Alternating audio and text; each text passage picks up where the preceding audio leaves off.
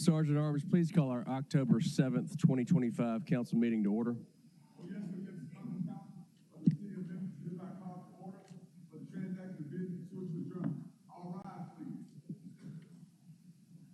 The chaplain of the day is Bishop Edward Houston Stevens, Jr. from Golden Gate Cathedral. Bishop Stevens, would you please lead us in prayer?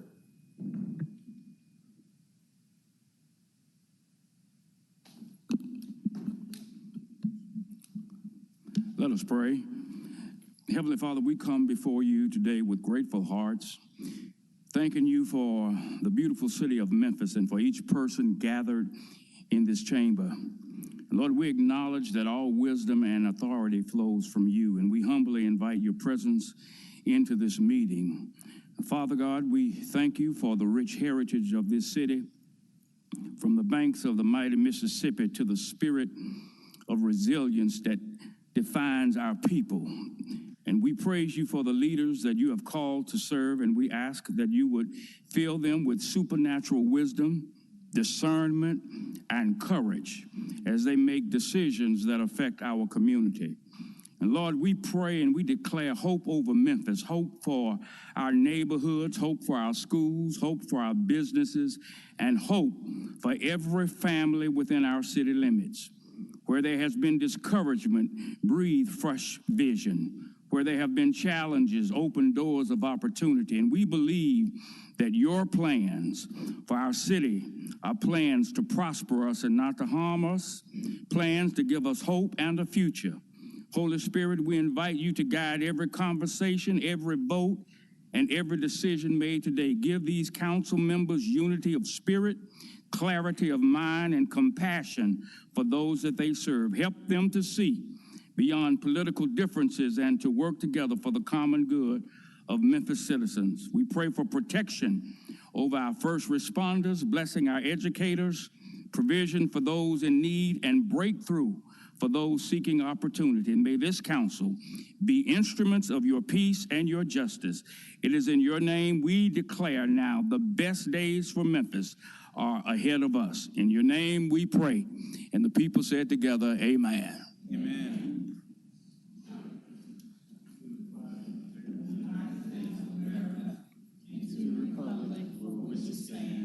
One nation, under God, indivisible, with liberty and justice for all. Councilwoman White, you're recognized.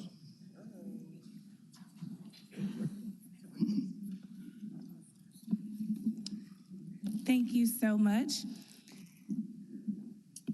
Bishop Stevens, thank you so much for serving as our chaplain for today.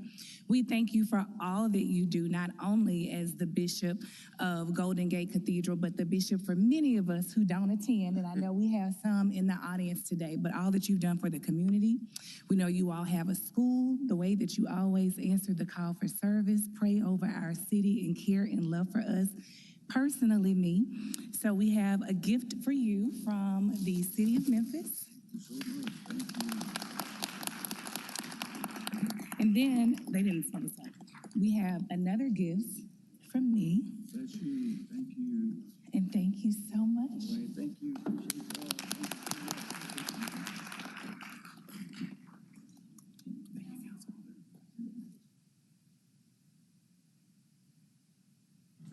Thank you, Bishop Stevens.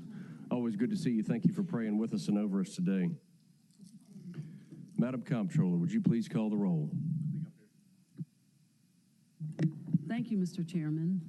Councilmember Carlisle. Cooper Sutton. Present. Easter Thomas. Present. Ford. Present. Green. Present. Logan. Present. Smiley. Spinoza. Here. Swearingen Washington. Present. Walker. Present. Warren. Present. White. Chairman Canale. Present. Mr. Chairman, you have a quorum. Thank you, Madam Comptroller. I believe Madam Vice Chair has read the meeting minutes for our September 23rd, 2025 meeting. Thank you, Chair. I have reviewed the minutes and find them to be in order. I move for the adoption of the September 23rd, 2025 meeting minutes as amended. I so move. That item was moved by Swearingen Washington, seconded by Spinoza. Seeing no members in the queue, please appear at the voting screen for our meeting minutes.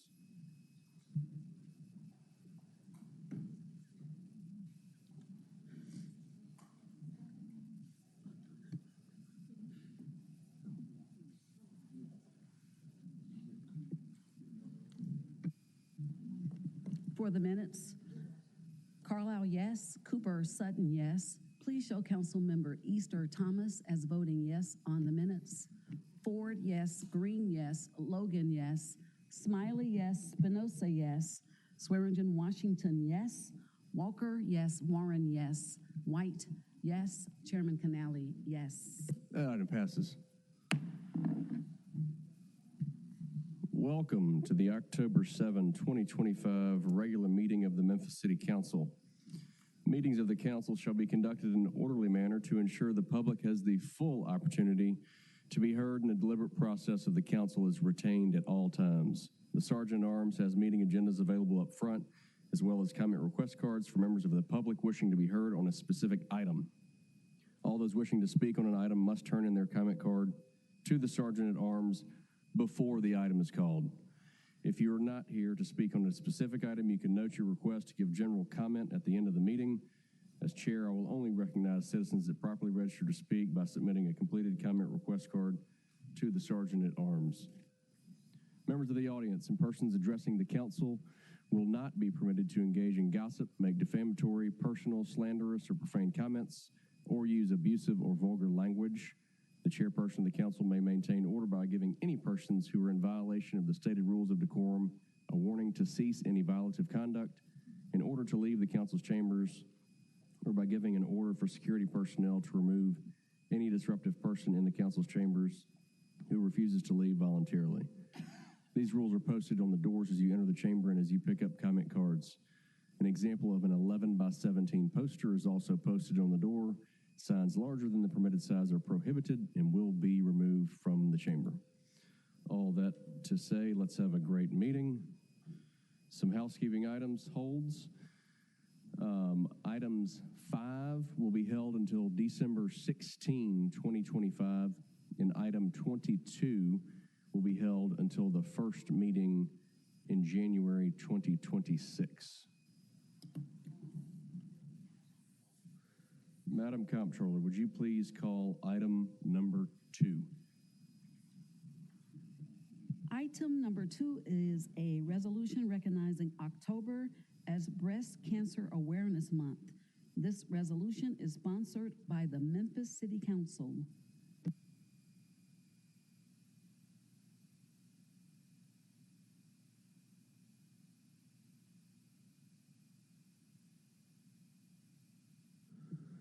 Madam Vice Chair, you're recognized.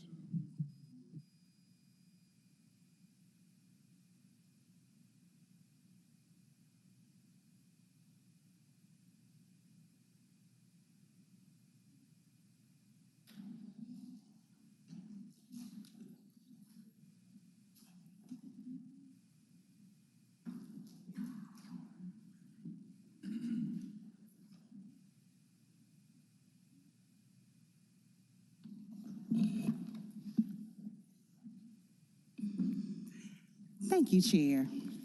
It is our privilege to stand here to be able to acknowledge breast cancer awareness. Whereas breast cancer awareness is one of the most frequently diagnosed cancers in women worldwide, posing significant public health challenges and personal societal hardships. And apart from skin cancers, is the most common cancer diagnosed among women in the United States, with more than 319,000 new cases expected this year, and over 4 million survivors currently living in the country. Whereas approximately 150,000 people in the United States are living with metastatic breast cancer, a stage that requires ongoing treatments and the vital support of family, friends, and caregivers to help them cope with the physical and emotional challenges of the disease. The American Cancer Society is the nation's leading cancer-fighting organization dedicated to advancing research, education, and patient support with a bold and unwavering vision to end cancer as we know it for all individuals, regardless of background or circumstance. And whereas the American Cancer Society works tirelessly to improve the lives of people with cancer and their families through impactful advocacy, groundbreaking research, and comprehensive patient support, ensuring equitable access to prevention, early detection, treatment, and survivorship resources. And whereas the American Cancer Society stands alone in its comprehensive approach to combating cancer and has dedicated crucial resources to support emerging medical researchers, particularly as federal research funds have decreased, helping to nurture the next generation of cancer scientists and drive progress in cancer treatment and prevention. And whereas through these efforts, the American Cancer Society has contributed to notable increases in cancer survival rates, including for breast cancer, and remains a vital source of life-saving education and direct support for individuals and families affected by cancer, both in Memphis and nationwide. Whereas the Memphis City Council recognizes the courage and resilience of all breast cancer patients and survivors, and the importance of continued support for research, education, and access to care to reduce the burden of this disease. Now, therefore, be it resolved that the entire Memphis City Council hereby recognizes October as Breast Cancer Awareness Month in the city of Memphis and calls upon residents to increase awareness of breast cancer, support those affected by the disease, and participate in programs and initiatives that advance education, research, and early detection. Adopted October 7th, 2025. Would you like to say something on behalf?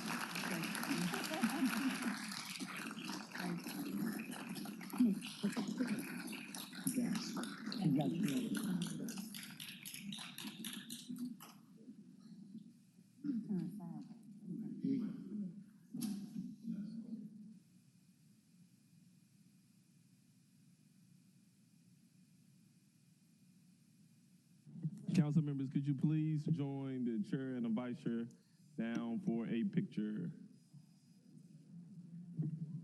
Like.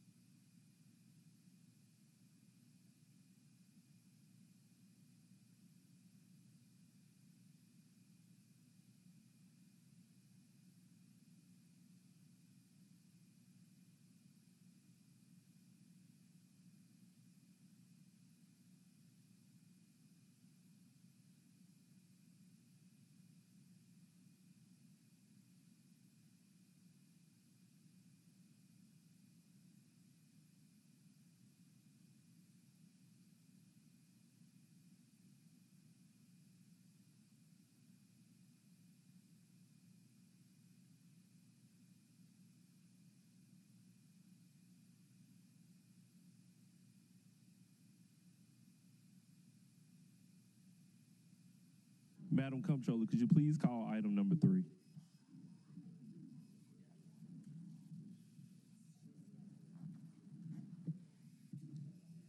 Item number 3 is a resolution honoring Roblyn J. Webb for her outstanding academic achievements. This resolution is sponsored by Councilman Ford Sr.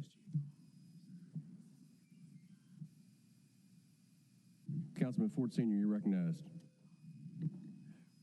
Appreciate you, Chair. We're going to see a little short video first, and then I'm going to present this proclamation to her. Thank you.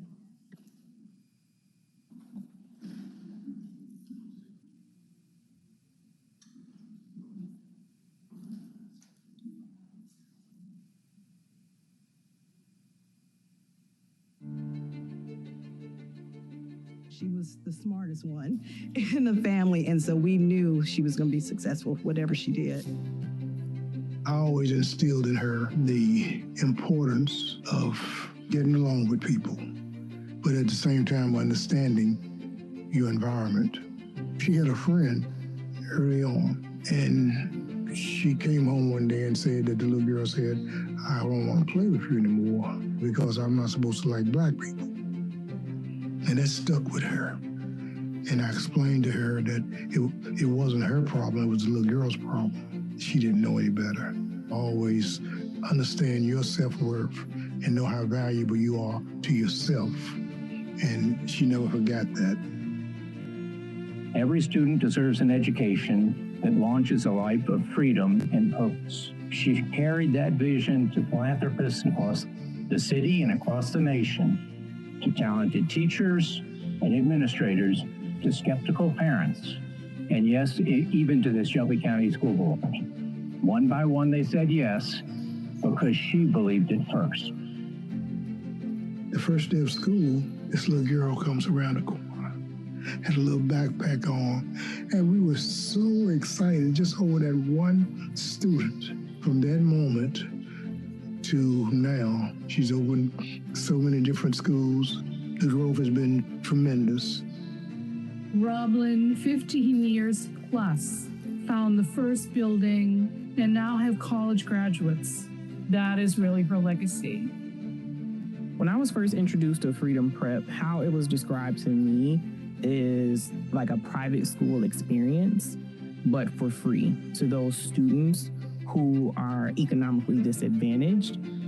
Having that vision of changing education across the South, that's a huge undertaking, and she has just set that path and blazed forward with her vision. Roblin gave me a chance. She believed in me when a lot of people were ready to give up on me, and that is why I'm still in education almost 14 years later. The one word I would use would be anchored. She always leads with a deep sense of purpose, always grounded, always steady, and always with heart. From starting with a sixth grade middle school class all the way to now serving pre-K through 12th grade and teaching the levels of college experience, showing that Freedom Prep success continues to thrive. None of it would be possible without the start of Ms. Webbs. Roblin has been a huge source of inspiration for me to see another Black woman leading this field with as much grace and as much poise as she does on a daily basis. Because of Roblin Webb, our city is better and our future is brighter. Roblin, on behalf of the students, families, colleagues, board, and friends, thank you for daring to dream and for refusing to quit. I'm extremely proud of everything that you've accomplished and achieved, and everything that you will continue to achieve. Thank you for being the example, for being that woman that has pioneered and set the example for so many young Black girls and boys as well. You are that auntie to my two daughters, and I'm so proud that they can look up to you and see what it looks like to be such a strong Black person and a strong Black woman in this community.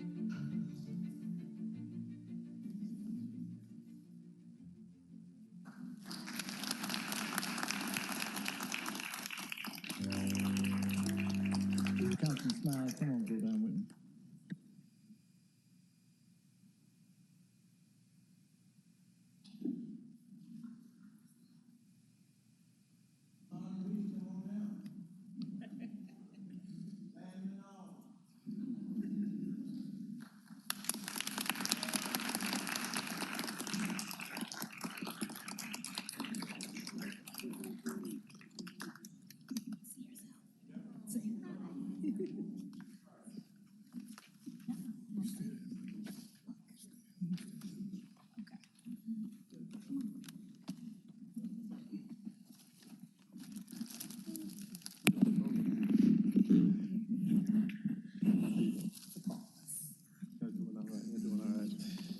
right, council members. I'm going to just read part of the resolution, and I'm going to let Councilman Ford close it and finish it off. Whereas Roblin's visionary leadership and dedication have left a lasting mark on thousands of students, families, and educators. Her legacy will continue to shape the lives and communities for generations to come.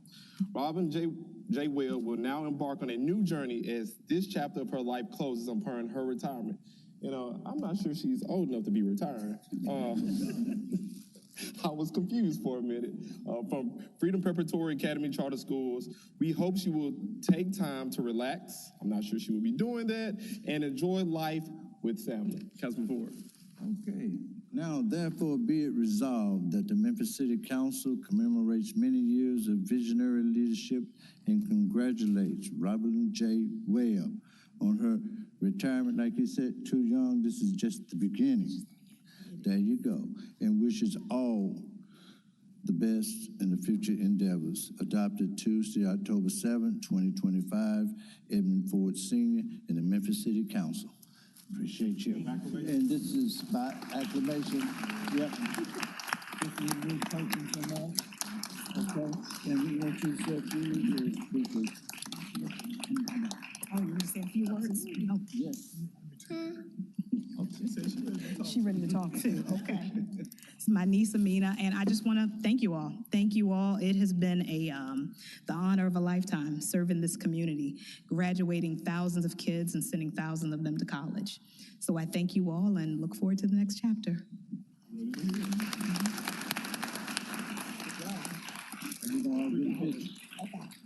This is yours. You'll pick her up. This is yours.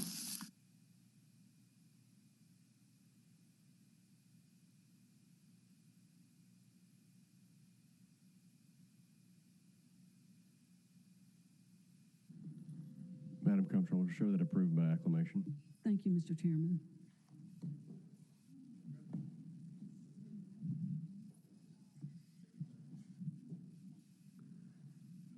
Madam Comptroller, would you please call item number 1? Item number 1 is a resolution recognizing principals in honor of National Principals Month. This resolution is sponsored by the Memphis City Council. Councilwoman Dr. Easter Thomas, you're recognized.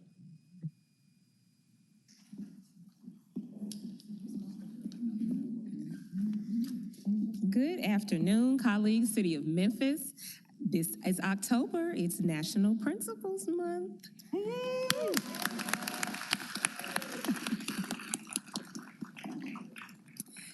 So I'm joined here by 2 of my colleagues and soon to be all colleagues. So I will enlist you in reading of the resolution. Okay. Councilman Smiley, can you start us off? Absolutely. I do what I'm told a lot. Y'all know that's not true. Whereas principals serve as a cornerstone of schools across the city of Memphis, shaping the academic success and personal growth of thousands of students each year. And whereas principals are educational leaders who foster safe, supportive, and inclusive learning environments, promote excellence in teaching, and build strong partnerships among students, parents, teachers, and the community. And whereas National Principals Month is celebrated each October across the United States to recognize the vital role principals play in ensuring high-quality education for every child. And whereas the Memphis City Council acknowledges the outstanding leadership, vision, and dedication of principals in Memphis who inspire both students and educators to strive for excellence. And principals not only advance academic achievement, but also nurture character, resilience, and community pride, contributing to the success and well-being of the city as a whole. And it is fitting that the Memphis City Council joins educators, students, families, and the larger community in expressing our deepest gratitude to the city's principals for their tireless commitment and service. Now, therefore, be it resolved that the Memphis City Council, as we're being joined by you all now, does hereby recognize October 2025 as National Principals Month and honors the principals of Memphis for their outstanding leadership, dedication, and invaluable contribution to the education and the community. The Memphis City Council proudly honors the following principals in recognition of National Principals Month. Principals, as we call your names, I would ask that you please join us up here at the podium. And council members, if you can stand by your nominee, that way we can get easier pictures. Gladly. All right. Dr. Carmen Barfield of Robert R. Church Elementary.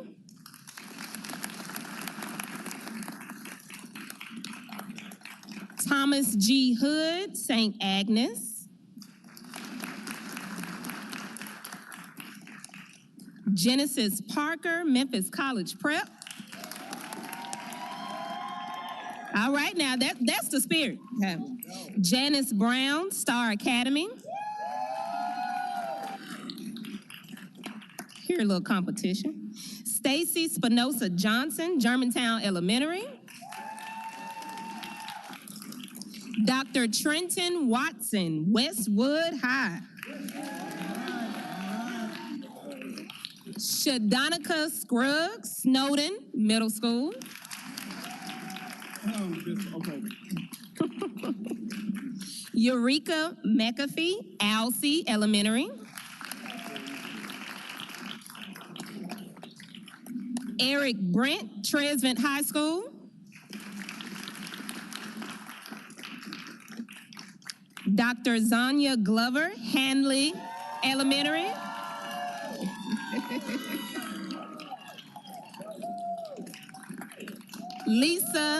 Lisa Beckwith, Richland Elementary. Lamont Daniels, Land Academy Elementary School.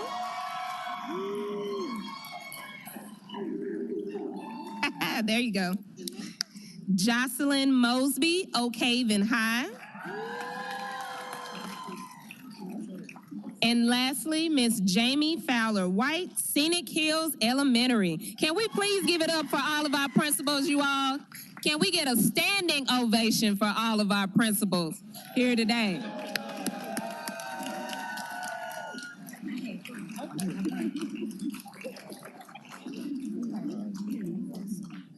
Can you get a picture?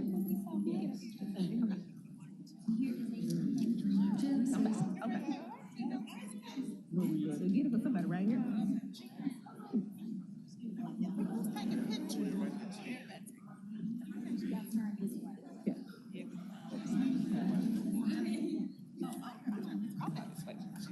Madam Comptroller, would you please call the consent agenda?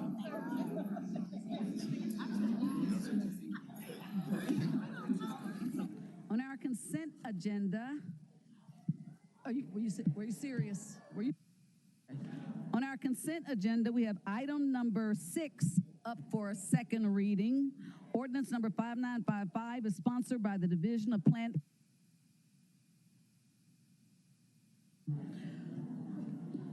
On our consent agenda, we have item number 5 held. Item number 6 is up for second reading. Ordinance number 5955 is sponsored by the Division of Planning and Development. Item number 7 is also up for second reading. Ordinance number 5956 is sponsored by the Division of Planning and Development.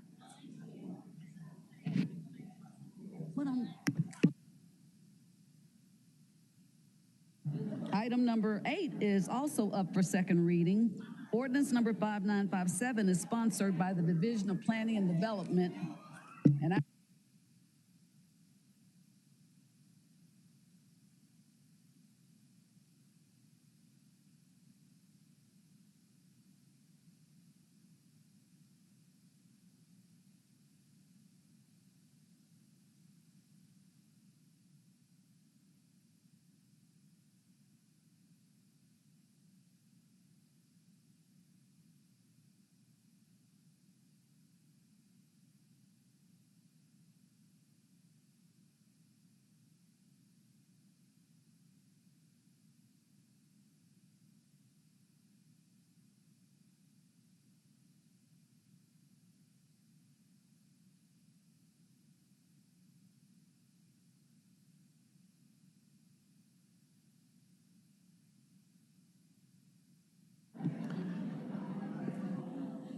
going to recess for 5 minutes.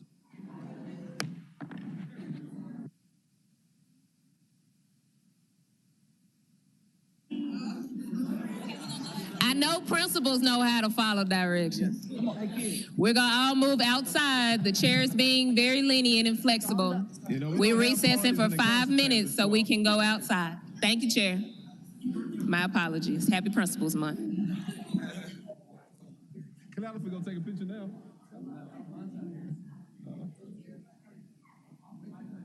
Might as well do a brief recess at this point.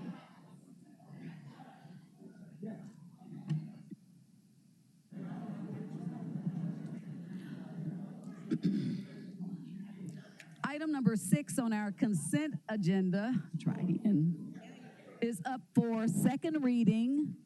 Ordinance number 5955 is sponsored by the Division of Planning and Development. Item number 7 is up for second reading.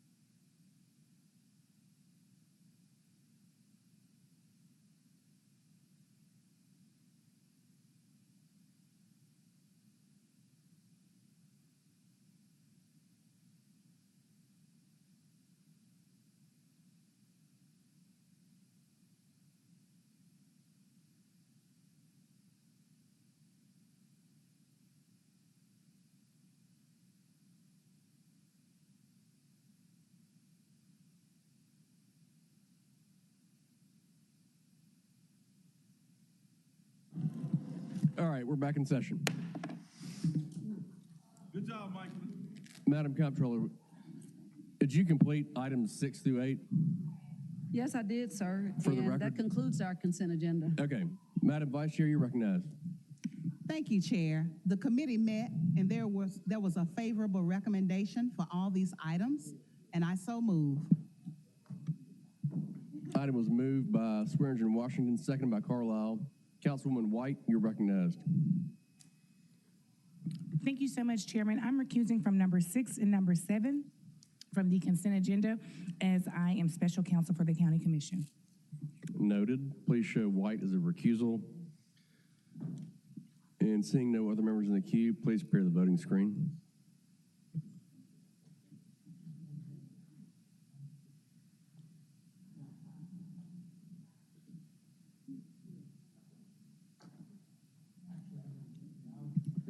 Carlisle, yes. Easter Thomas, yes. Ford, yes. Green, yes. Swearingen, Washington, yes. Walker, yes. White, recused. Chairman Canale, yes. That item passes. Madam Comptroller, please take us to our fiscal consent agenda items, 9 through 11. Item number 9 is a resolution to accept grant funds in the amount of $35,000 from the Tennessee Highway Safety Office through the Tennessee Department of Safety for the FY 2026 Bicycle and Pedestrian Safety Grant. All council districts, this resolution is sponsored by Police Services, and there is a request for same-night minutes. Number 10 is a resolution to accept grant funds in the amount of $400,000 from the Tennessee Highway Safety Office through the Tennessee Department of Safety for the FY 2026 Community-Based Traffic Enforcement and Education Grant. All council districts, this resolution is sponsored by Police Services, and there's also a request for same-night minutes.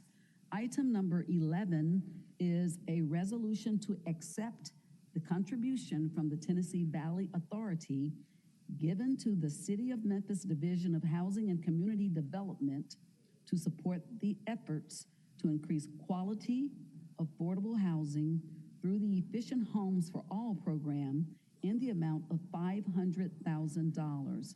All council districts, this resolution is sponsored by the Division of Housing and Community Development, and there is a request for same night minutes. Mr. Chairman, that concludes our fiscal consent items. Madam Vice Chair, you recognize. Thank you, Chair. The committee met. There was a favorable recommendation to accept all of these grant program funding, and I so move. Item was moved by Vice Chair JSW, seconded by Warren. Seeing no members in the queue, please prepare the voting screen.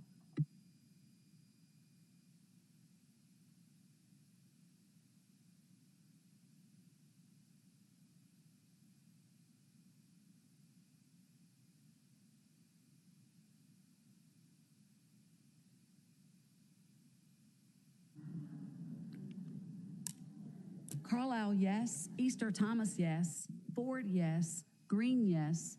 Smiley, yes. Swearingen, Washington, yes. Walker, yes. Warren, yes. White, yes. Chairman Canali, please show Councilwoman Logan is voting yes on this item, and also Chairman Canali, yes. That item passes. Madam Comptroller, please call our MLGW fiscal consent items 12 through 21. Thank you, Mr. Chairman. Item number 12 is a resolution awarding contract number 12562 in-service wood pole truss restoration system to Osmos Inc. Utility Services in the funded amount of $7,006,398.86.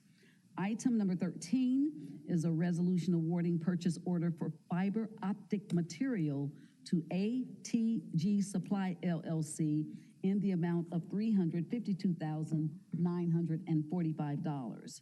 Item number 14 is a resolution awarding 60-month purchase order for batteries, racks, and chargers to Saft America, Inc.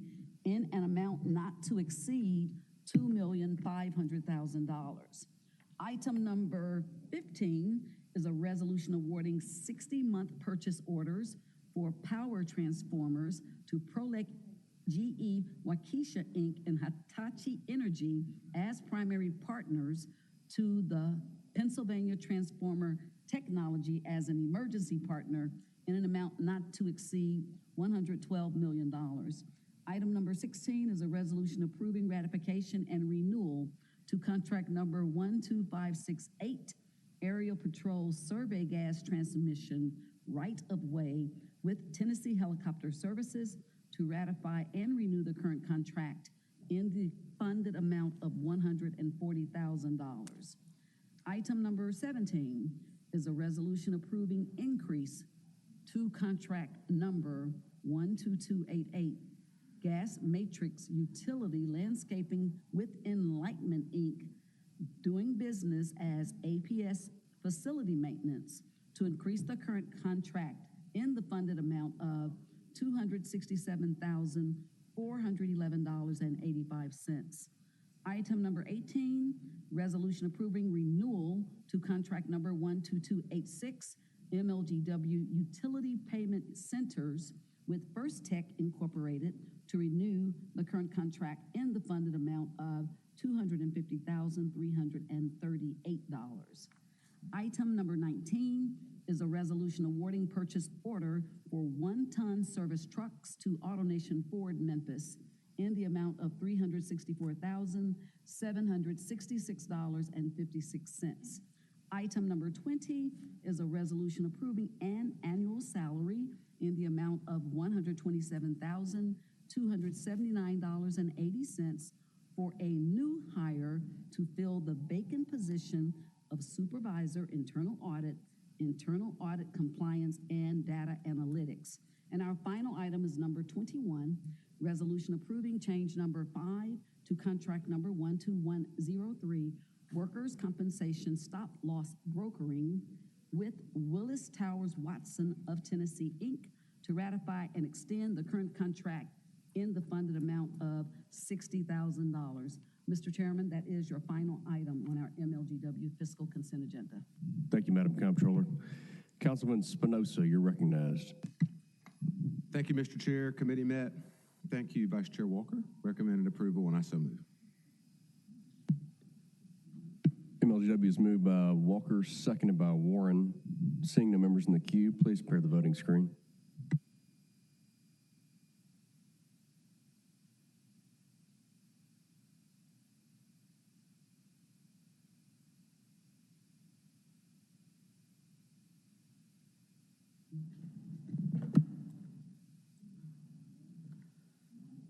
Carlisle, yes. Cooper, Sutton, yes. Easter, Thomas, yes. Ford, yes. Green, yes. Logan, yes.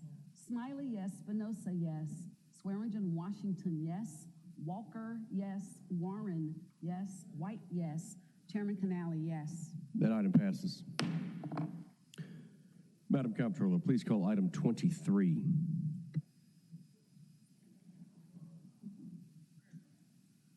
Item number 23 is an initial resolution authorizing the issuance of not to exceed $150 million general obligation bonds and bond anticipation notes of the City of Memphis, Tennessee, pursuant to the Local Government Public Obligations Act of 1986, being Title 9, Chapter 21 of the Tennessee Code annotated, for the purpose of financing the cost of public works projects in the city.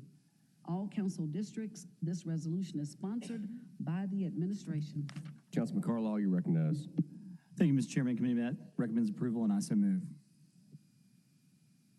23 was moved by Carlisle, seconded by Warren. Seeing no members in the queue, please prepare the voting screen.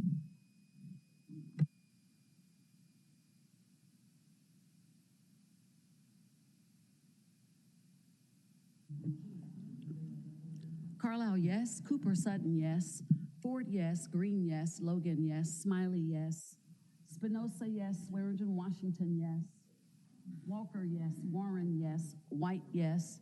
Please show Council Member Easter Thomas as voting yes on this item, and Chairman Canale, yes. That item passes. Madam Comptroller, please call item 24. Item number 24 is a resolution of the Council of the City of Memphis, Tennessee, authorizing the issuance, sale, and delivery of not to exceed $150 million aggregate principal amount of City of Memphis, Tennessee General Improvement Bonds, Series 2025, for the purpose of financing the cost of public works projects and or paying at maturity the principal of certain outstanding bond anticipation notes of the city issued as general obligation commercial paper, making provisions for the raising annually by the city of a sum sufficient to pay as the same shall become due, the principal of and premium, if any, and interest on such bonds, prescribing the form and certain details of such bonds, and delegating to the chief financial officer of the city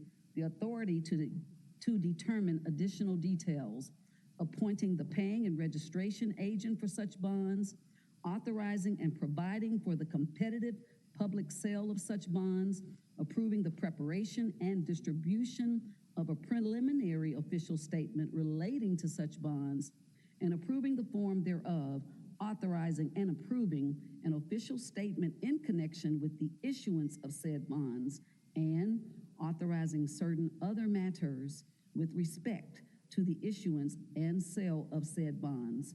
All council districts, this resolution is sponsored by the administration. Councilman Carlisle, you're recognized. Thank you, Mr. Chairman. The committee met, recommends approval, and I so move. 24 was moved by Carlisle, seconded by Warren. Seeing no members in the queue, please prepare the voting screen.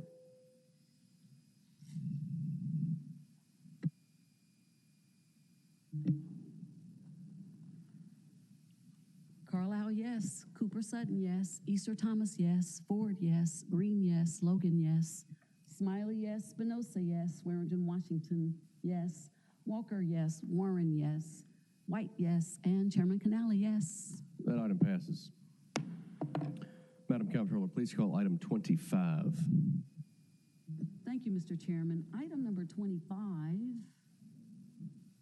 up on our screen, is a resolution to appropriate $1 million in CIP funds for operational infrastructure enhancements, Project IT-01003, all council districts. This resolution is sponsored by the administration. Councilwoman Green, you're recognized. Thank you, Chair. The committee met, recommended approval, and I so move. 23 was moved by Green, seconded by Warren. Seeing the members in the queue, please prepare the voting screen. Did I say 25? What did I say? 23, 25.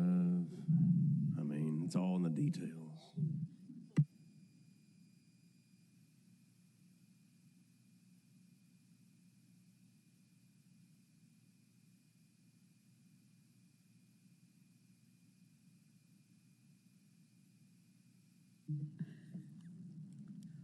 Carlisle, yes. Cooper Sutton, yes. Easter Thomas, yes. Ford, yes. Green, yes. Logan, yes. Spinoza, yes. Swearingen, Washington, yes. Please show Councilmember Smiley is voting yes on this item. Walker, yes. Warren, yes. White, yes. And Chairman Canale, yes. Item 25 passes. Madam Comptroller, would you please call item 26? Item number 26 is a resolution transferring $200,000 in FY26 allocations from CIP project number IT-01006, IT Improvement Cover Line, to CIP project number IT-01007, Operational Infrastructure Fix. All council districts. This resolution is sponsored by the administration. Councilwoman Green, you're recognized. Thank you, Chair. The committee met, recommended approval, and I so move. 26 was moved by Green, seconded by Warren. Seeing the members in the queue, please prepare the voting screen.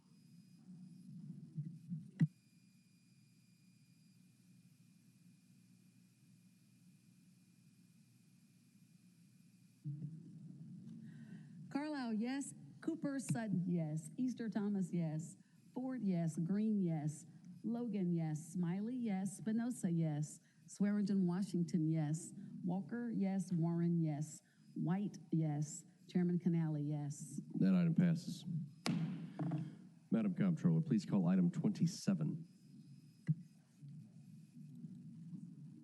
Item number 27 is a resolution to appropriate $2 million in CIP funds for the Smart City Project. CIP project number IT-01009, all council districts. This resolution is sponsored by the administration. Councilwoman Green, you're recognized. Thank you, Chair. Committee met, recommended approval, and I so move. 27 was moved by Green, seconded by Warren. Seeing no members in the queue, please prepare the voting screen.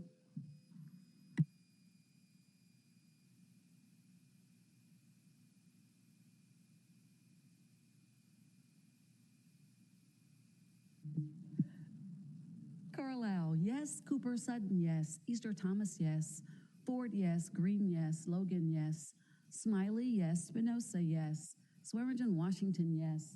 Walker, yes. Warren, yes. White, yes. Chairman Canale, yes. That item passes. Madam Comptroller, please call item 28.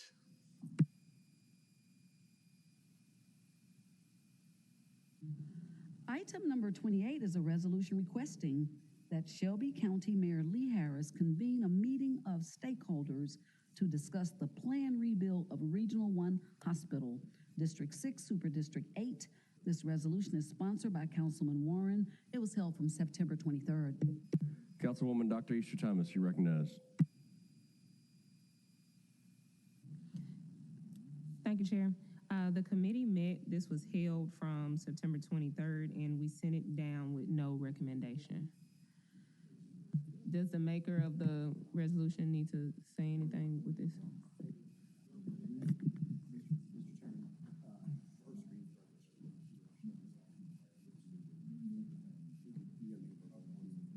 Dr. Warren, you're recognized. Thank you, Mr. Chair. Colleagues, this is a resolution requesting a county mayor to call a meeting of stakeholders. And by that, I'm talking about the powers that be at Regional 1, the powers that be at Baptist, the powers that be at Methodist Hospital, business leaders, various people from the medical community to talk and see if building a $1.9 billion hospital is the most appropriate use of funds right now, or if there's other things we can do to get these same services. Just so you have some background on this, I have been working on this for like 4 months, 5 months, to try to see if we could get a meeting called by the mayor of this group. And I've been unsuccessful in doing that. I went to the county commission one night and waited 8 hours to talk at one of their meetings. It was during budget. And by the time it came time for me to talk, it was about 10 o'clock at night. So it seemed sort of fruitless to try to talk a complex subject at 10 o'clock at night. And I went back 4 weeks later to discuss it. When I brought it up and sort of talked with the county commission about this,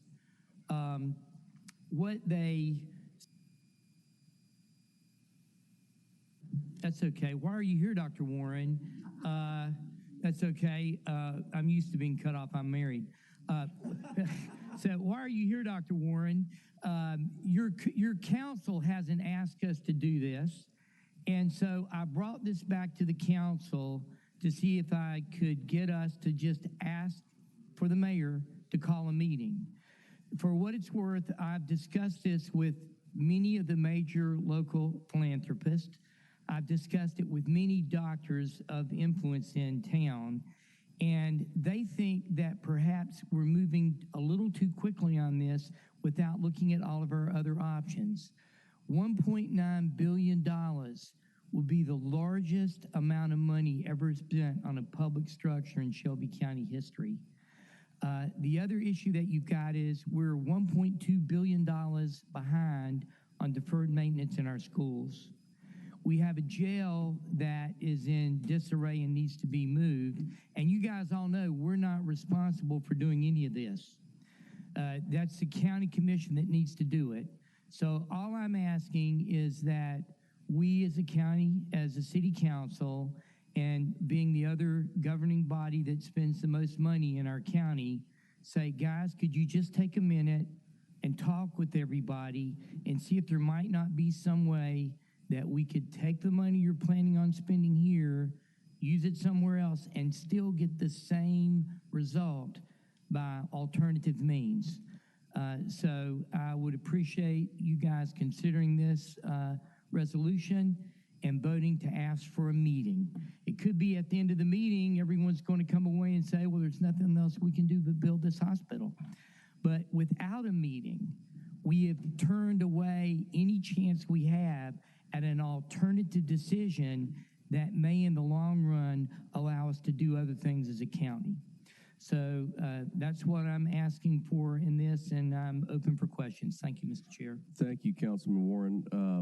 I don't know if I mentioned it earlier that Easter Thomas moved it seconded by Swearinger in Washington. I'm going to go to the queue to White, Green, and Carlisle, and then I'm going to come to public comment, Dr. Carnita Atwater. So, Councilwoman White, you're recognized first.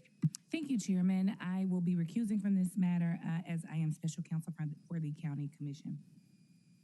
Please note White as a recusal. Councilwoman Green, you're recognized. Thank you, Chair.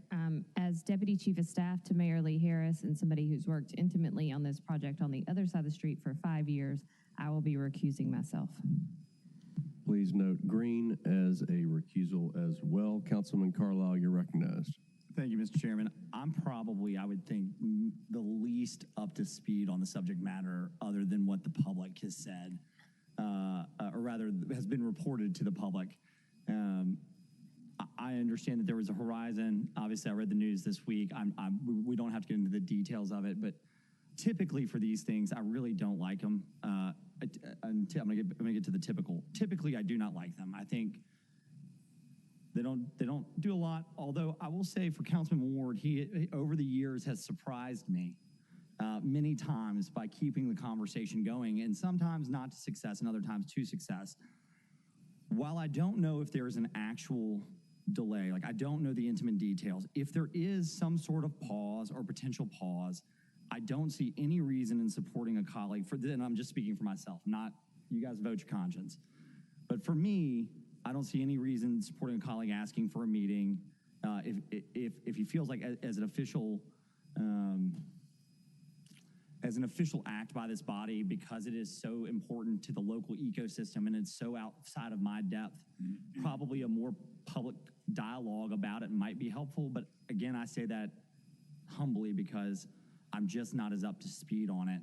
But I don't see the harm in having a medical doctor who sits on the body, of the Memphis City Council, which represents 2/3 of the county, call a meeting. Yeah, I mean, I just don't see the harm in it now that there may be some sort of delay. So I'll support Councilman Warren in this, but I haven't read the language, but it's basically, I have no issue with more discussion around opportunities, since it seems to be a slight pause or a potential pause in how or where both the physical asset may be set up, but also how the operational agreement between some of the entities that are involved, including teaching hospitals, et cetera. Again, this is so far over my pay grade, I'll be quiet, but I don't see the harm at this point in at least saying, hey, look, an additional conversation can't hurt. So typically I would abstain or stay out of these things, and I probably should, but I just don't see the harm in the conversation at this point. And I think that's what I see my colleague after the 6 years with him is he just wants to have the conversation. And so I'll leave it at that. Thank you to the body and to the chair. Thank you, Councilman Carlisle. Dr. Carnita Atwater.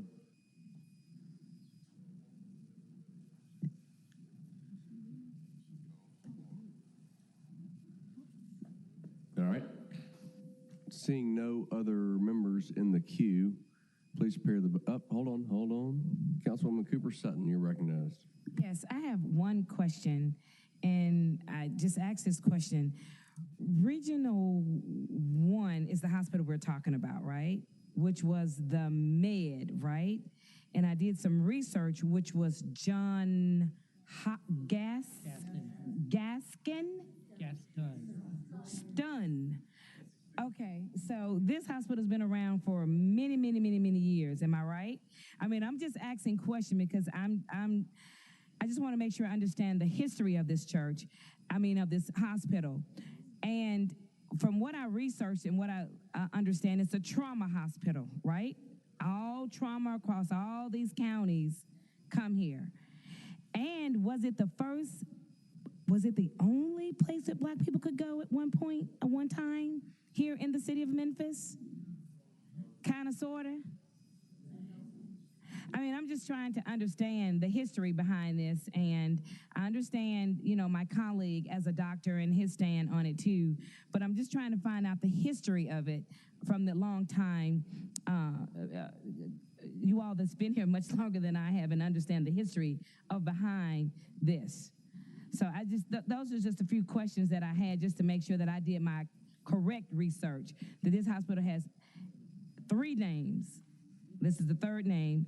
And was Elvis Presley or something on there? I said something about Elvis. Elvis Trauma Center. Okay. All right. So you're talking about a historical hospital that's trying to upgrade, and it's a trauma center that everybody around the county and the state comes to, right? Okay. All right. Thank you. Thank you, Councilwoman. Councilman Warren, you're recognized. Thank you, Mr. Chair. Of interest, Regional 1 originally was John Gaston Hospital. It was a hospital for the poor, and it was primarily the hospital where most African Americans could go at that time because we had a segregated society. Currently, it services about 8% of the people that are seen in Memphis and Shelby County, and the vast majority of our poor and African Americans are seen at Methodist, Baptist, and St. Francis. Because now we have a law called EMTALA, which means if anybody enters emergency department and they need medical care, no matter who they are, whether they can pay, they're going to get taken care of. Currently, Region 1 is a level 1 trauma center. It's the only level 1 trauma center we have. It also is the home of our burn center and the home of a neonatal ICU, and one of the first ones in the country, a great one. The issue is not whether we need the services that Region 1 offers or whether Region 1 should, build a new hospital. The question is, can we continue these services, and can we figure out a way to do this in such a way that we don't spend a lot of money when we have other issues, and we can't do that unless we talk. So the resolution is, can we get together and talk and see if we have options before we spend this money? I have been working on trying to get people to talk for 4 to 5 months. I've had meetings with all of these stakeholders, the heads of all the hospitals, trying to get them to a meeting, and everyone says, if Mayor Harris would call a meeting, we would come. So I am asking us to ask Mayor Harris to call a meeting, not that we have any power over that. And if we do this and he doesn't call a meeting, I feel like I've done my due diligence, I've done what I can do, and that's all we can do. So I would appreciate you guys' consideration and voting to ask for a meeting. Thank you very much. Thank you, Councilman Carlisle. Thank you, Mr. Chair. And that's what I was going to say. At the end of the day, the conversation's not here at this dais. It's with people involved. And so I see Councilwoman Logan. I want to be respectful to her. But after that, I would ask the chairman to call the vote. Councilwoman Logan? Would it be a problem, Dr. Warren, and I do understand you wanting to have that dialogue, would it be a problem for us to request the commissioners that are wanting to build this to come to a meeting? Ms. Chair, I think that they would be involved in this meeting. Probably the head of their healthcare committee would be at this meeting. And I would hope that I would be at this meeting as a doctor from the council when it occurs. Again, if this occurs, it's just going to be a meeting of people to talk about opportunities. And certainly there would be someone from the county commission there because that's what was requested. I think it was in early August, I met with Harold Collins, and he agreed to try to get this meeting going. We just haven't had it yet. So since that time, I've been going through the process, asking for this. And the last thing was, well, why should we listen to you, Dr. Warren? Your council hasn't even asked for this. So as colleagues, I'm asking you to ask for a meeting. I was meaning the council have a meeting or a committee and ask them to come. One of them, the ones that are pushing it, to come and speak and share why they want to do it and talk about the pros and cons. Well, we have our own meeting just a meeting. Yeah. Having them come, I just think it would be best if we voted on it tonight, whether it goes up or down, because I brought it to you guys and it's just asking for a meeting. Worst case scenario, we ask for a meeting and they don't do it. Thank you. Councilwoman Logan, does that conclude your comments? Thank you. I yield back. Madam Comptroller, please prepare the voting screen for 28.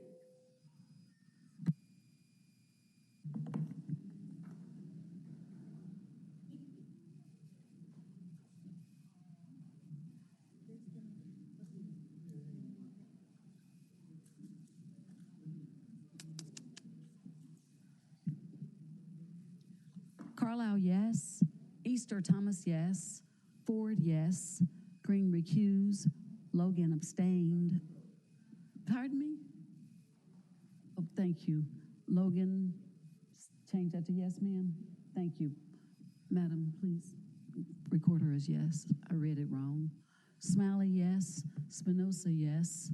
Swearingen, Washington, yes. Walker, yes. Warren, yes. White, recused. Chairman Canali, yes. That item passes. Councilman Ford Sr., you're recognized. I know we just voted on this.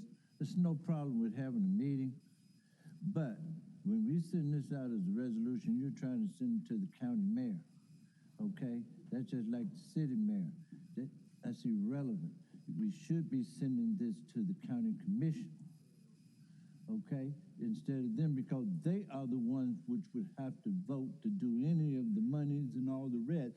It may go upstairs to the county mayor. He can sign it or veto it, okay? But when we're doing this, in which I don't have a problem with it, okay? But like Councilwoman Logan was saying, we need to be trying to really talk with the county commission, not the mayor right now, okay? So we need to send everything to the county commission, try to do it first. Thank you. Councilman Carlisle, then followed by Councilwoman Logan. Thank you, Mr. Chairman. I move that we reconsider item number 28.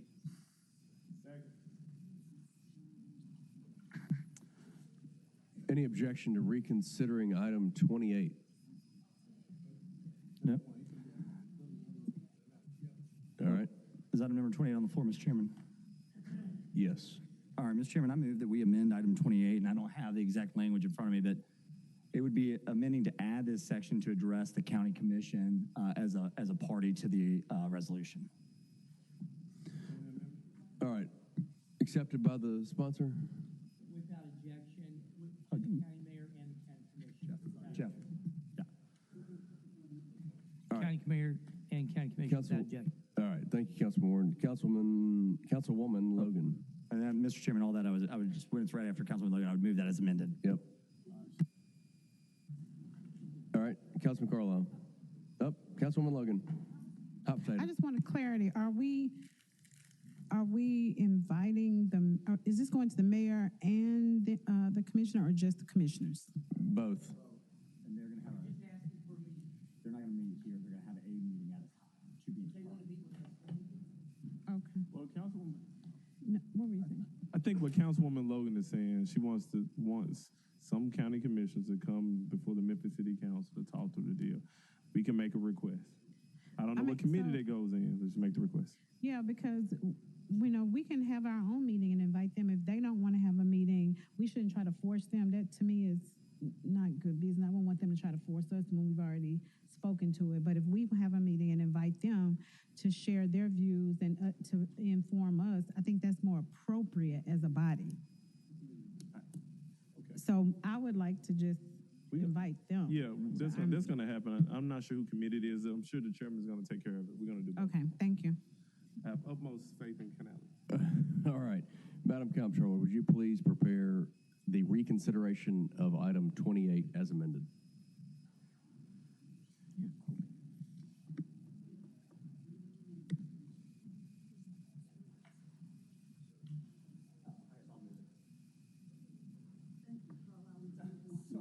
So, reconsideration of 28 as amended, moved by Carlisle, seconded by Swearingen Washington. Seeing the members in the queue, please prepare the voting screen.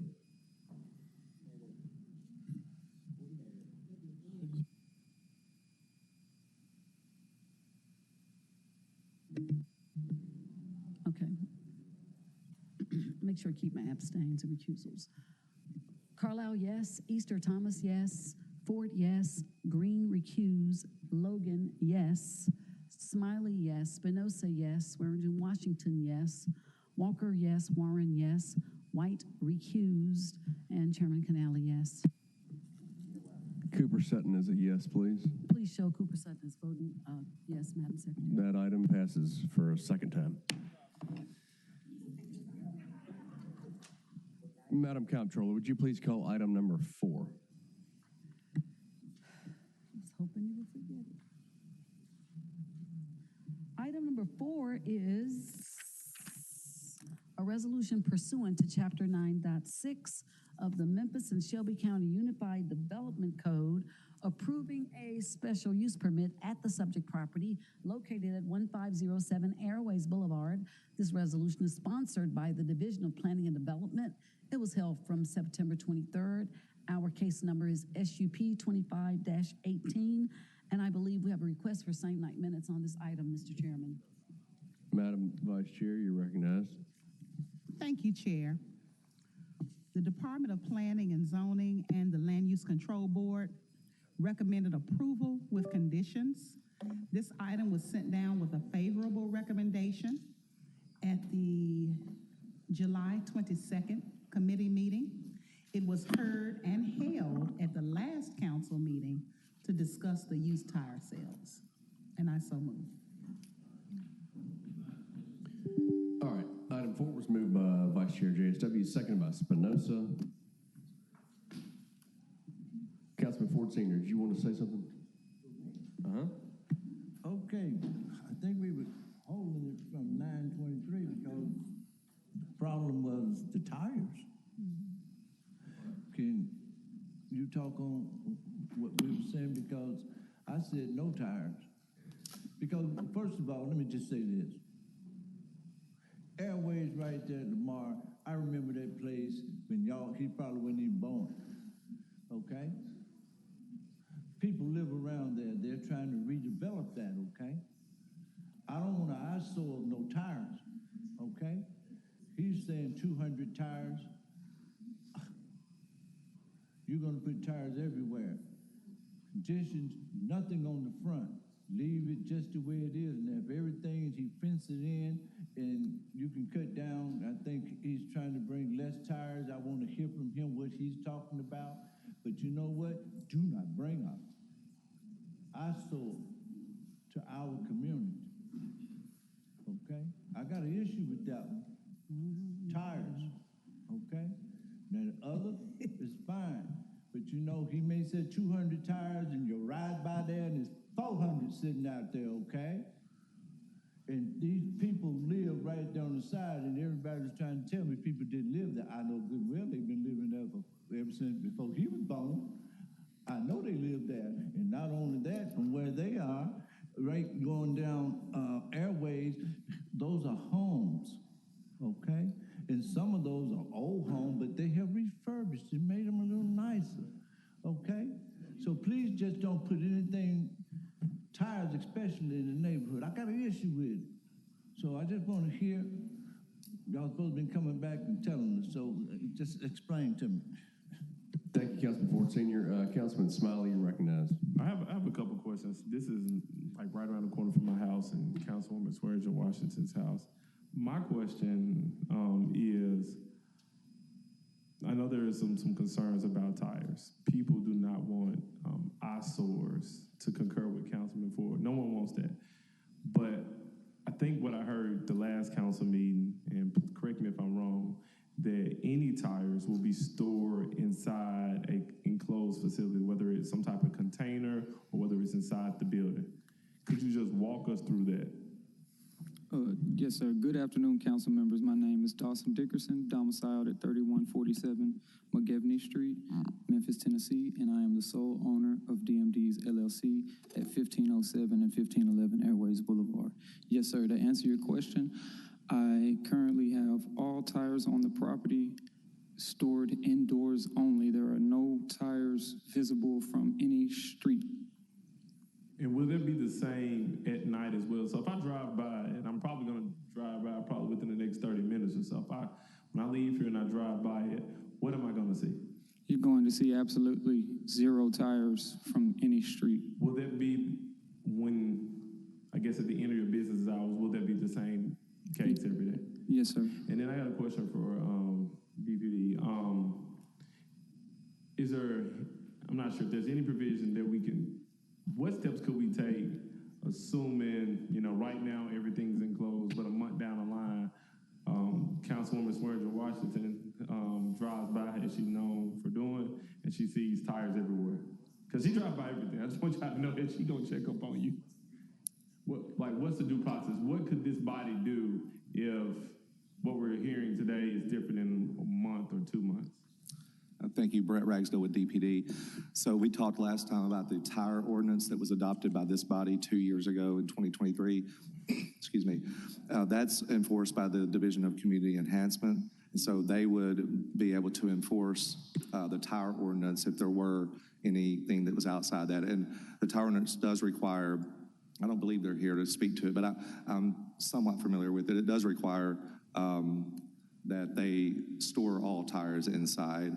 So that is a requirement of, there we go. So if you have any specific questions for it. And I think we'll be quick to make our decision. Could you weigh in? All right, so environment enforcement we are here to enforce based off of tire shops location. So basically, we enforce all the ordinance based off of 9-58. So you all have a copy. We basically try to tackle all tire shop, and we work with other departments such as MPD as well. So let me ask a specific question. We drive by, not saying this is going to happen. And since you're speaking, name and address and division.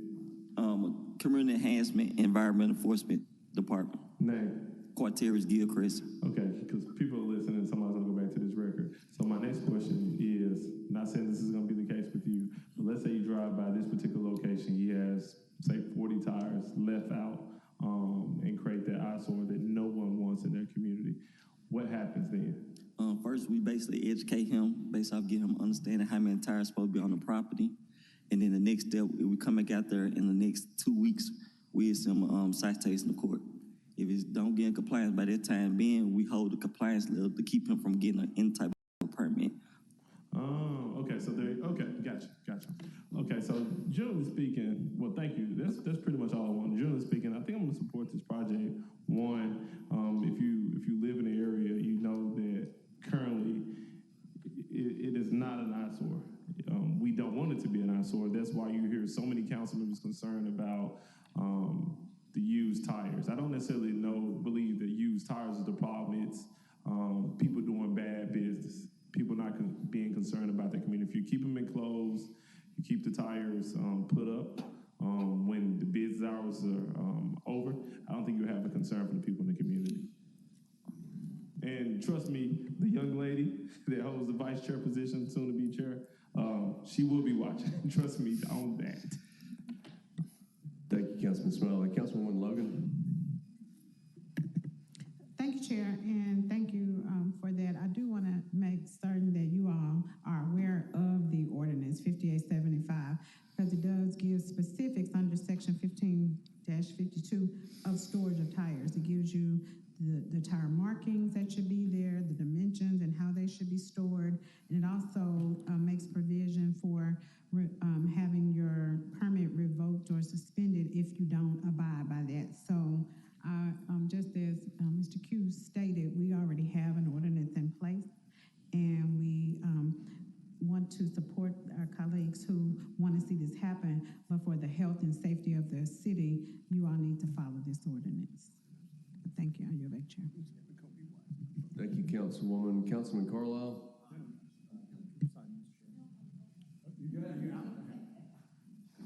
Sorry, thank you, Mr. Chairman. I would just add to that on the permitting, one other stipulation that this body does carry from a zoning perspective at all times with the special use permit is if the stipulations of the plan development of the special use permit are not adhered to, the body can revoke that. That is the most financially harming penalty. Because if I have invested capital into a business based on a governmental approval and then don't get that or forfeit that, it's a very big problem for me. So I would just remind the body too, if you want to trigger on something and somebody doesn't do what they said, I don't say never, I don't think it's been enforced, but maybe less than 2 or 3 times if ever. But the reality is on hotels, gas stations, things that you provide those students, you have the opportunity, should they not adhere to the conditions, to bring them before the body and have there's a whole process, but you have that authority. So I would just remind the body you do carry that when you approve plan developments and special use permits. With that, I yield the floor, Mr. Chairman. Thank you, Councilman. Councilwoman Logan, you're recognized. And I definitely want to let this young man know that the things that we're saying is not just directed toward you, because we've had problems with this a long time. Don't be discouraged or about opening your business. We hope you do well, and we know you're going to follow this ordinance. But it's just to serve notice to anyone opening up a business and anyone that has a tire shop and anyone that hauls tires, anything dealing with the tire industry. There's a proliferation of businesses that are not doing it right and having tires everywhere. So this is to serve notice to them, as well as to make certain that we are aligned with code enforcement, that we are going by this and making sure that these businesses are aware. And I really appreciate my colleague mentioning that, because we do have that right to do so, and we have to start putting that forward to clean up our city. I yield back, Chair. Thank you. Thank you, Councilwoman. Councilman Ford Sr. Thank you, Chair. First of all, I just want to say, hey, land use control and DPD, those were rejections. I think I heard it was okay, but those are two rejections. We approve it. Councilman Carlisle laid it out, okay? That's just a little warning. If you don't do what you say you're going to do, we may see you back here again, okay? Yes, sir. I don't want anybody not to be able to open a business. I'm gonna vote for it, but I'm gonna pass by it every day too. I just want you to know that, okay? Because I know the place very well, okay? I've known 4 places that's been in there, okay? And I want you to keep it kind of nice, okay? But I'm gonna drive by there just like half of these other council members. We're gonna drive by every day. But do what you say, and you'll be okay. Absolutely. Thank you, Chair. Thank you, Councilman. All right, seeing no other members in the queue. Mr. Chairman, please excuse me. prepare the voting Mr. Chairman, for item number. Mr. Chairman, sorry, I don't know if you're, excuse me, I'm sorry, but I did want to offer, there were 3 amendments that I mentioned at the last meeting that I wanted to reiterate, but also there was some discussion about conditions, and even though the tower ordinance is already something that has to be followed, if you wanted to consider a condition that just furthers that, I have the condition here on the screen that you could adopt, but I did want to make sure that we got the 3 revisions that I mentioned at the last council meeting. So yeah, go ahead and read those. So if you were interested in a condition about the tire ordinance, we would revise condition 3, which right now is used tire sales are prohibited. We would strike that, and then we would replace that with used tire sales are permitted, subject to full compliance with ordinance number 5875, quotations tire ordinance, adopted by the Memphis City Council on July 25th, 2025. And then the addition to item number 9 that I mentioned last time, we would add the note, if required, for a photometric plan for that condition. And then the new conditions I did read at the last council meeting, but they're here on your screen. And I can read those into the record if you'd like, again. All right, colleagues, I'll accept a motion to adopt those conditions. All right, without objection, we're going to adopt those conditions to item number 4. And Mr. Bogus just didn't point out that I had 2025 and it was actually adopted in 2023. So I apologize for that. So. Okay. All right, Madam Comptroller, this will be item number 4 as amended with the adopted conditions as of today. Thank you, Mr. Chairman. Members, please cast your votes.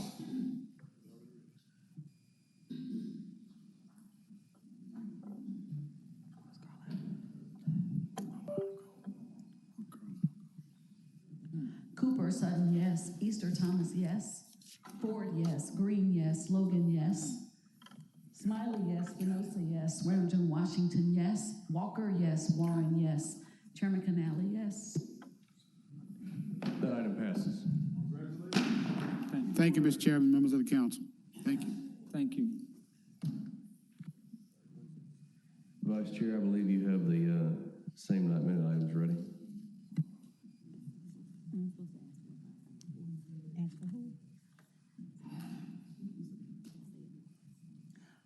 Our same night minute items are items number 4, number 9, number 10, and number 11.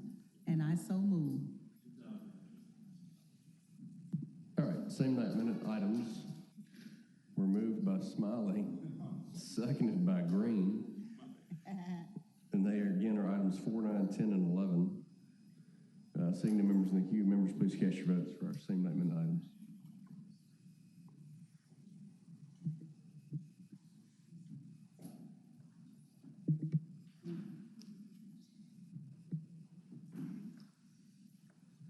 Cooper, Sutton, yes. Easter, Thomas, yes. Ford, yes. Green, yes. Logan, yes. Spinoza, yes. Smiley, yes. Swearingen, Washington, yes. Walker, yes. Warren, yes. White, yes. And Chairman Canali, yes. That item passes. colleagues, this brings us to the end of our agenda and time for our public comments. Martha Sink, you're up first. Name and address for the record. You have 2 minutes.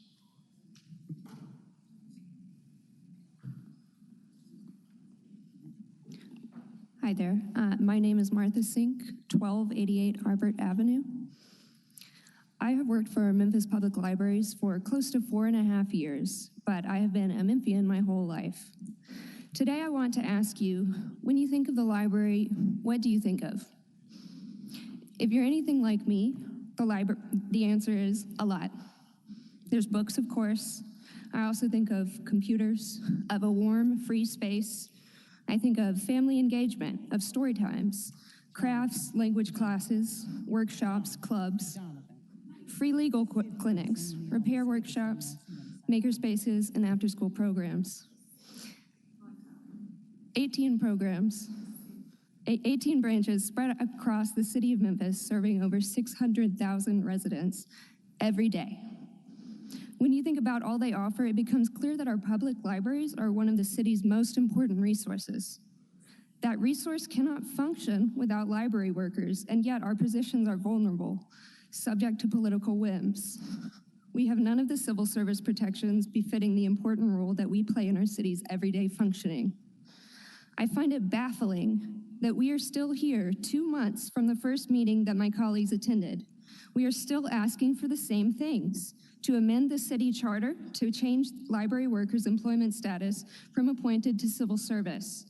We are aware that this may take a referendum, and in the meantime, we are asking that you exempt library workers from the 1984 executive order that denies appointed employees the right to unionize. We have tried to set up meetings with the mayor himself and been told that we need to speak to Fonda Fouché. We have met with Fonda Fouché and been told that we need to go through city council. We have shown up here to city council every meeting for 2 months, and we have been met largely with silence. And so I ask you today, when you think of the library, who do you think of? Thank you. Thank you, Ms. Sink. Emmeline Rogers.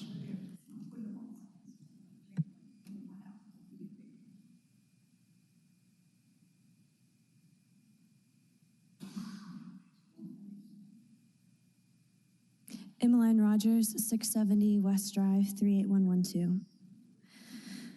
At the last city council meeting, you spoke of the underprivileged and underserved and how you wished you could do more to protect them. Library workers sat in this room with their mouths hanging open as we listened to you, because we have been pleading for months for you to do more to support those of us who serve as your hand reaching out into Memphis communities. On June 12th, the Memphis Public Libraries Workers United sent a request for a meeting with the mayor. On June 25th, 2 weeks later, we were told to meet with Fonda Fouché. We were able to secure a meeting with her on July 21st, at which time we expressed our need for civil service status. She directed us to you. So we are here and have been for months, pleading with you for a meeting, for an ordinance, for any action that will provide us with a union and a modicum of job security. When people come to our libraries, they see how you treat us. They see the effects of your apparent refusal to do anything to support us. We do everything in our power to keep patrons from feeling like this treatment is what they deserve, because libraries are meant to be a safe haven where equity is paramount and all information comes with a citation, and there are coloring sheets and board games for all to use. We would not be here if we didn't have to be. None of us are politicians. None of us want to be at the forefront of an attack on public resources and the freedom of information, with little to no guidance from those who have the power to fire us without explanation or cause. But we were told that you were the ones to turn to, so we are pleading with you, meet with us, add us to the agenda. We need your protection. We need civil service status. Thank you. Thank you, Ms. Rogers. Dennis Clark. Thank you. Mr. Clark, I'm going to get you to pause for just a second. Councilwoman White.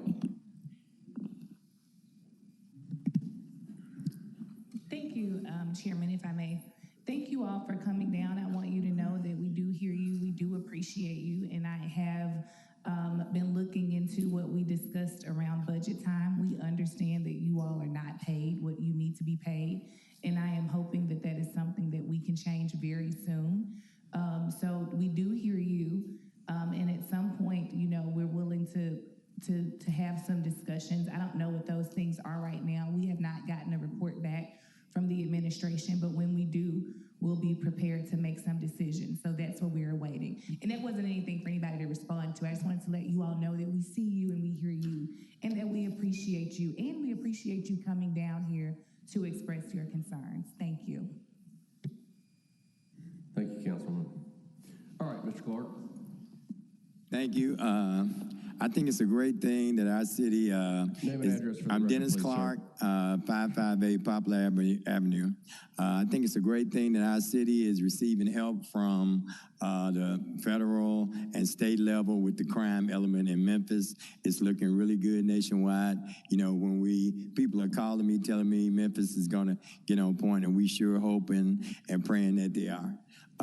And I think I hope a lot of the kids don't get lost in the shuffle, because what we've seen is the middle class be totally booted out. And that means that through a lot of Middle Easterners, a lot of Asians, a lot of gays, a lot of other people from the islands have come and took positions and places from a lot of these little young boys that would normally be working and seeking upward mobility, but they're instead breaking into cars. They're not just breaking into cars to get guns and be gang members. They're breaking into cars so they can get something to eat. And we realize that. We just hope that they can get help. Now, and another issue, that's crime, and we're watching people get arrested and they're issuing warrants, and it's beautiful. But, you know, we got a list, too, of white-collar crimes that have went on in Memphis, Tennessee, probably for the last 40, 50 years that we witnessed. So when we get this to Mr. Trump's people, we're hoping and praying that you guys work in conjunction with them just as aggressive as you're working through the neighborhoods now to rid them of the street criminals and the street element. We want you to work on the white-collar crime element just as well, so we can make sure we move forward and have a great city. Thank you very much. Thank you, Mr. Clark.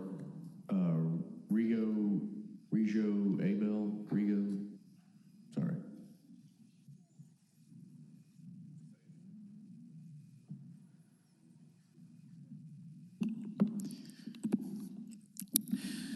Good afternoon, council members. My name is Rigo Abel. I live at 974 Homer Street.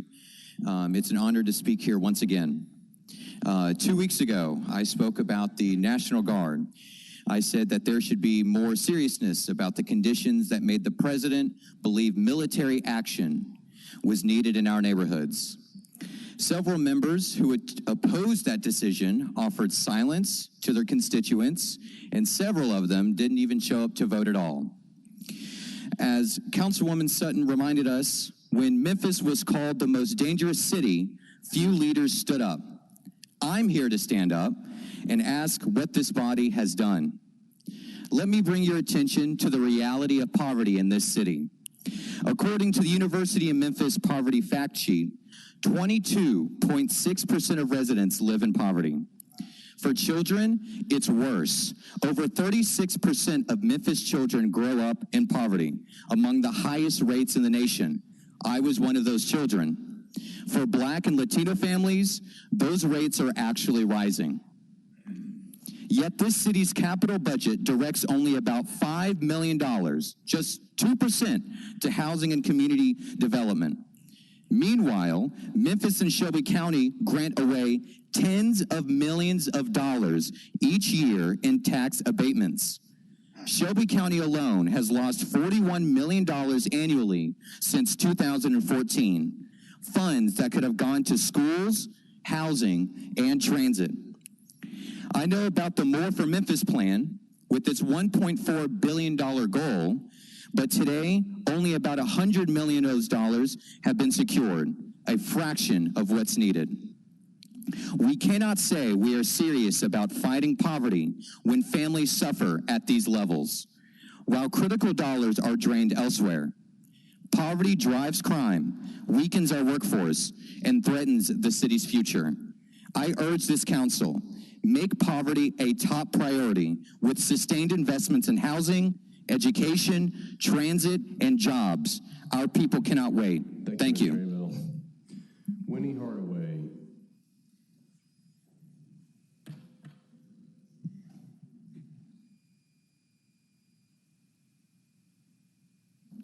Good evening. Winnie Hardaway, 4624 Honeysuckle, Memphis, Tennessee.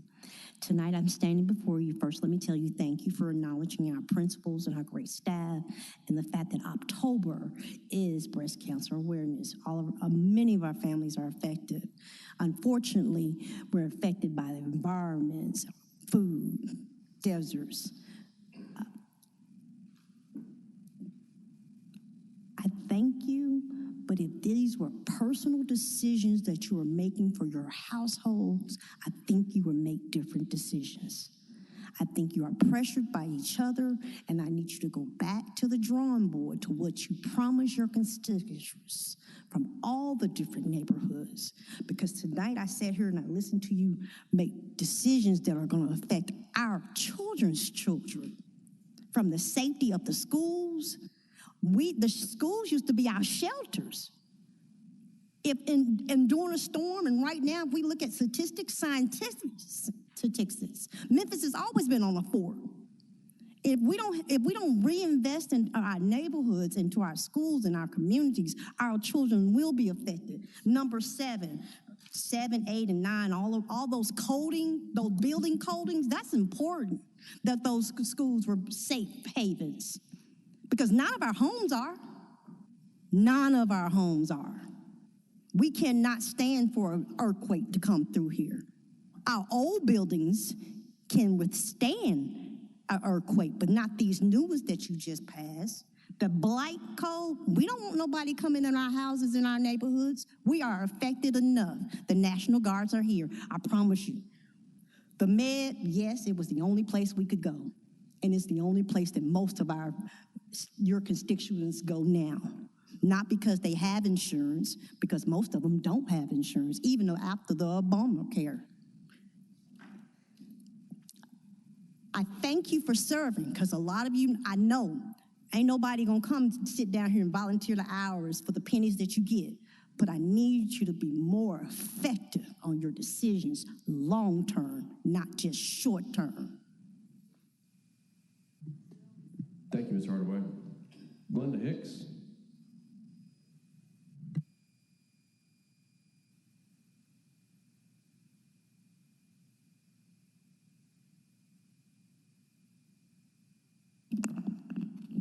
Hold on one second, Ms. Hicks. Hold on one second.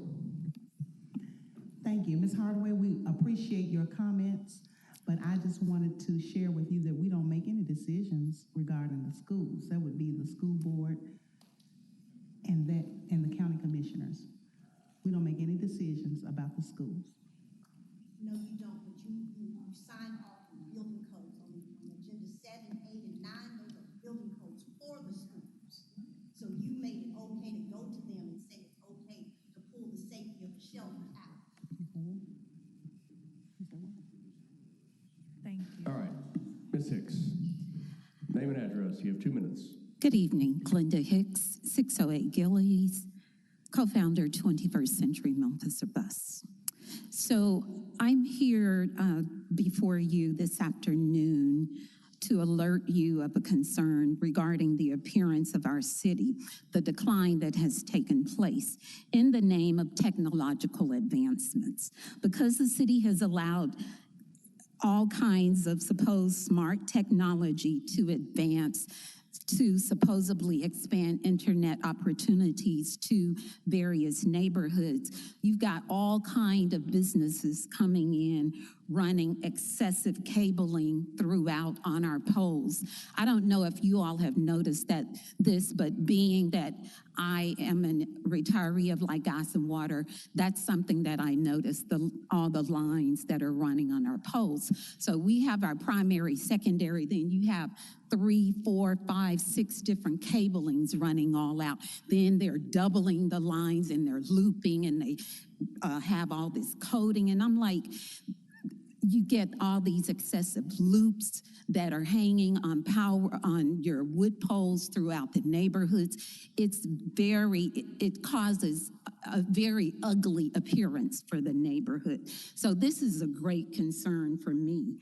And I think it's something that needs to be addressed. And I'm assuming that because of our zoning requirements and allowing all of these various different companies to come in and supposedly establish their businesses without regard for the beautification of the neighborhoods, it's definitely causing a decline. So it's something I wanted to bring before you because it's not only in my neighborhood, I've seen it throughout, just driving throughout the city, and it's a definite concern. So it is something that I would hope that we could address because it is definitely causing a decline.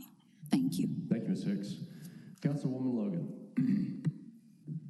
Thank you, Chair, and thank you, Ms. Hicks, for that concern. And I don't know if you listen to committee meetings, but it is a concern of mine as well. And I have spoken with MLG&W about that, about including cable management system in their installation.